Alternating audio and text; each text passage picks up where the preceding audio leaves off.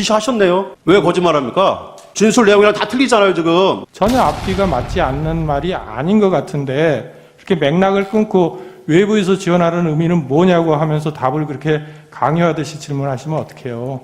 지시를 증인은 엄청 더 확대를 해서 국회의원을 끌고 나오면 본청 입구를 사람들이 막고 있으니 길을 열어주라 이렇게 이해를 했다고 진술을 하고, 또 국회의원을 포함한 국회의원의 모든 출입하는 사람을 모두 차단하라, 이게 확대 해석되거나 훨씬 넓은 범위로 지시를 내립니다. 그 이유는 뭐죠? 앞서 끌어냈을 때 통로를 확보하라고 한 지시가 사령관께서 직접 언급한 지시고 제가 지원하라고 표현을 한 겁니다. 증인. 그러니까 전후 관계를 정확히 말씀드리면 그러니까 그렇다는 그런 지시가 있기 때문에 그렇게 제가- 오해를 했다 이거죠? 검찰에서 예. 정확한 워딩을 써야 되기 때문에 그냥 지원하라라고만 해석했는데 그게 뭐죠라고 물어봤을 때 사령관이 말씀하신 워딩들을 활용해서 증인 설명한 겁니다. 아까 그 사령관으로부터 끌어내라는 지시받고 예하부대 지시 안 내렸다고 얘기했죠? 예, 그렇습니다. 근데 소추인 측에서 아까 이 특임대, 이 지역대장한테 그런 지시 내렸다고 하니까 그거는 사령관이 그 끌어내라는 지시의 연장으로 지시를 내린 거다 이렇게 얘기했잖아요. 지시하셨네요. 왜 거짓말합니까? 소령은 제가 서강대교 북단에서 넘어오지도 말라고 했습니다. 근데 우리 임무가 뭐냐고 물어보니 특전사 우리는 그러한 인원들을 끌어내는 역할을 하는 것 같다라고 표현을 한 겁니다. 그럼 그렇게 얘기하지 않습니다. 차량도 출발했어요. 그러다가 3분의 1 지점 올 때 증인이 아까 진술한 대로 증언한 대로 차량을 멈춰서 임무를 해제했어요. 근데 증인은 분명히 얘기했잖아요. 수방사령관한테 그런 지시를 받고 나는 지시를 내리지 않았다. 부당하다고 생각해서 뭔가 위법한 것 같았다. 근데 소추인 측 질문에 다 그런 지시를 내린 적이 있고, 그다음에 제가 아까 질문했잖아요. 그런 지시 시간이 이렇게 좀 차이가 나는데 그거는 아까 수방사령관한테 지시받은 것에 연장선상에서 그런 지시를 받았기 때문에 소령한테 지시를 내렸다 이렇게 지금 증언했잖아요. 그러면은 진술 내용이랑 다 틀리잖아요, 지금. 그것을 수행할 수 있는 부대는 경내에 투입한 부대입니다. 아니, 지시를 안 했다면요. 경내에 투입한 부대는 실시하지 않았습니다. 소령한테 국회 안에 소령은 소령한테 내린 증인의 지시 그대로 증인 진술서에 있고요. 이게 저기 소령의 진술조서에 나와요. 국회 안에 있는 인원을 다 끌어내라. 이렇게 증인이 지시를 내렸다는 거예요. 근데 증인, 여기 국회 안에 있는 인원을 다 끌어내라. 이게 국회의원들 끌어내라는 소리입니까? 증인이 그렇게 지시한 거예요? 그건 아니죠? 국회 안에 있는 인원들을 끌어내는 것 같다라고 표현을 했고, 그거는 이미 저희가 사령관한테 재고가 된 상태에서 소령이 도착했을 때 서강대교 북단에서 넘어오지 않도록 한 이후에 그러한 역할도 우리가 하도록 되어 있는 것 같다라고 표현한 겁니다. 딱 하나만 질문하겠습니다. 제안합니다. 재판장님. 딱 하나만 질문하겠습니다. 재판장님. 하나만. 잠깐 있어 보세요. 예, 질문하십시오. 아까 피청구인 대리인께서 질문 외부에서 지원하라는 의미가 뭐냐 이거를 길을 열어주라는 취지로 이해했다 이렇게 답변을 하셨잖아요. 이게 이제 검찰에서 진술하실 때 이 맥락을 끊고 질문을 하니까 이제 마치 증인이 그냥 생각나는 대로 이해해서 답을 한 것처럼 그러는데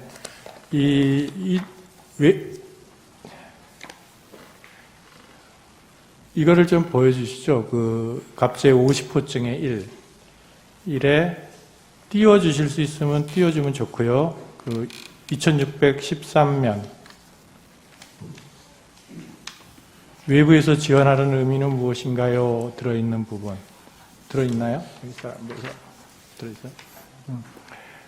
외부에서 지원하라는 의미는 무엇인가요? 그 위의 질문에 이제 증인이 답변하기를 사령관님께서 국회 본청 내부로 진입해서 국회의원들을 외부로 끌어내라는 지시를 하여 일단 알겠다고 했습니다.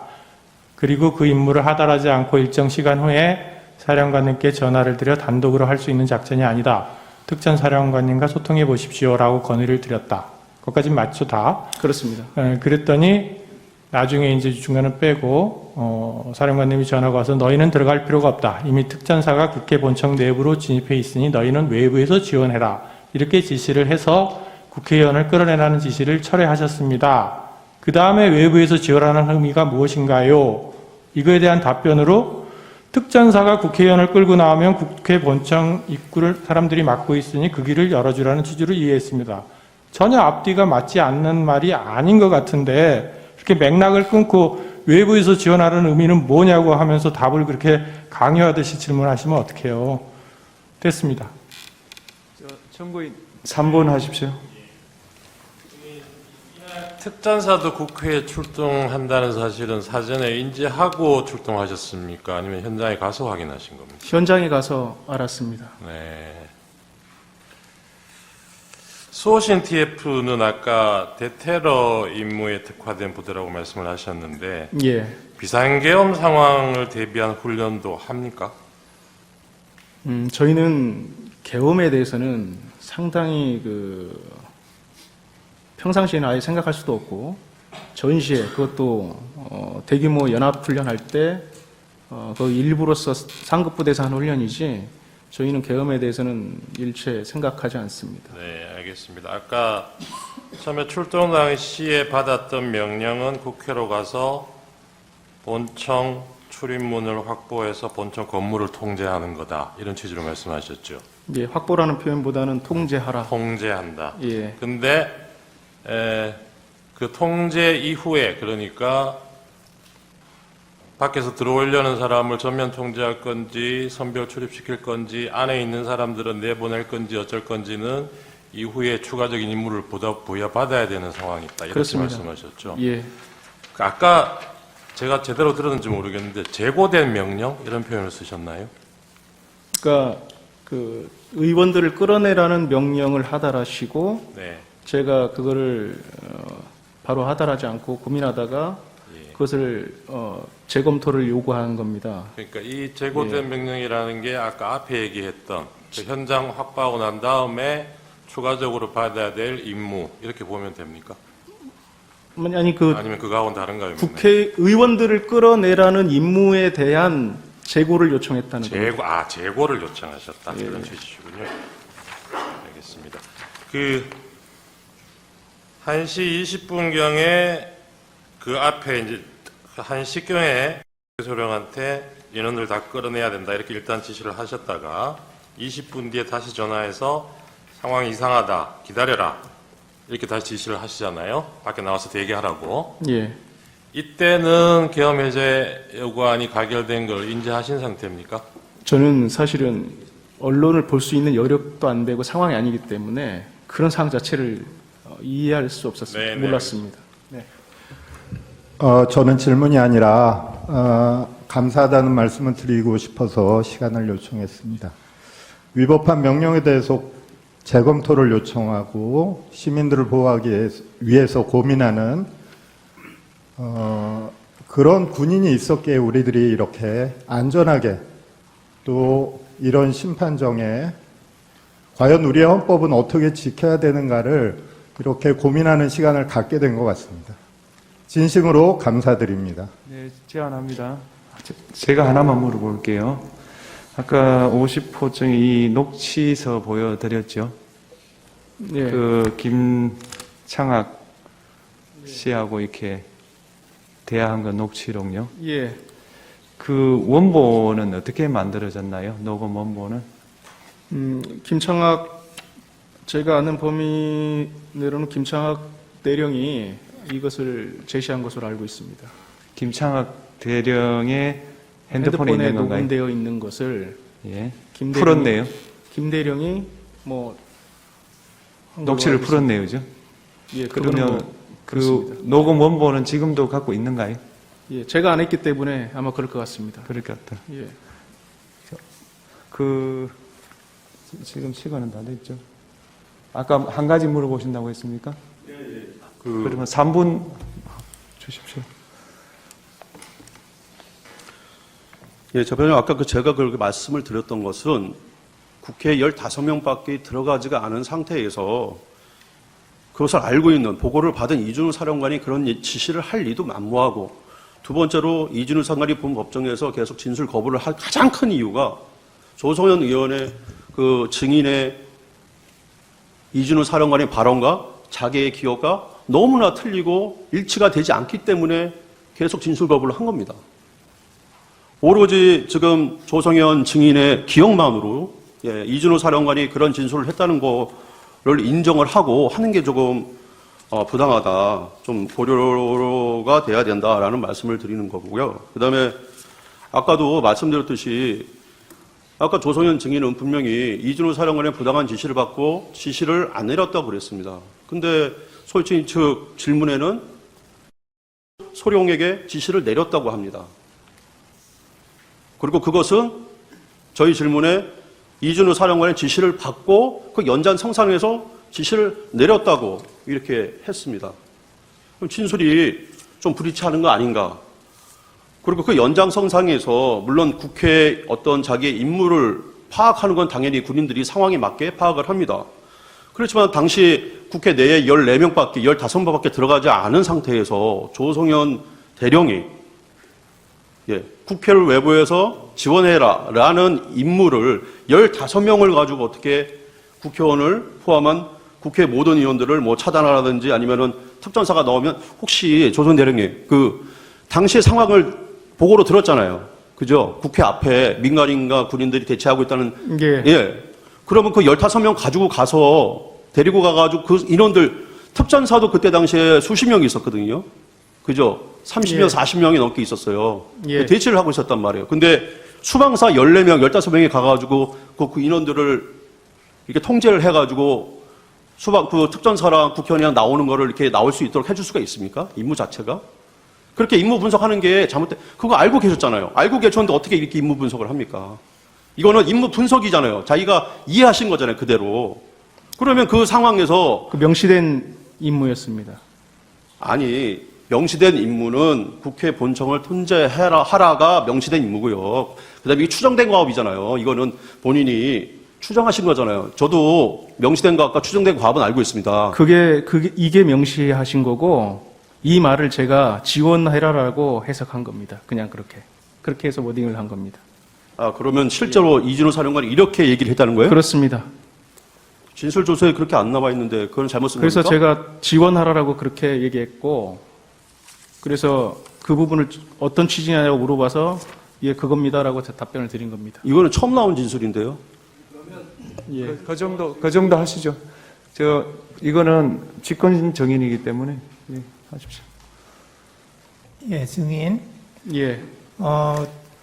그때 그 증인이 데리고 간 부대원들은 버스에 10명, 스타렉스에 3명, 호란도에 3명 이렇게 타고 있었나요? 그렇게 아마 타고 있었을 겁니다. 증인은 어디에 타고 있었어요? 저는 따로 있었습니다. 제 지휘 차량으로 타고 있었습니다. 증인 뒤에 차가 따로고. 그렇습니다. 여기서 말하는 버스는 중형 버스입니다. 예? 중형 몇 명 정도 탈 수 한 있는? 20명 정도 탈 수 있는 중형 버스 있지 않습니까? 근데 왜 거기에 10명밖에 안 타죠? 거기에 장비들이 다 들어가기 때문에 많이 탈 수가 없습니다. 아, 그렇구나. 물자 장비들이 거기는 즉각 출동할 수 있는 부대이기 때문에 세트화되어 있습니다. 예, 예. 그렇기 때문에 공간들을 많이 차지해서 인원은 일부만 탈 수 있습니다. 예. 그래서 이 부대원들하고 같이 이동한 거죠, 증인이. 먼저 이동했습니다. 증인이 먼저. 아니 앞서 말씀드린 것처럼 사령관께서 그 즉각 출동 부대가 먼저 이동시키고 본인이 제일 먼저 가고 예. 그 다음에 즉각 출동 2개 팀이 먼저 가고 그 다음에 제가 가고 하는 그랬군요. 타임라인이 그렇습니다. 예, 예. 그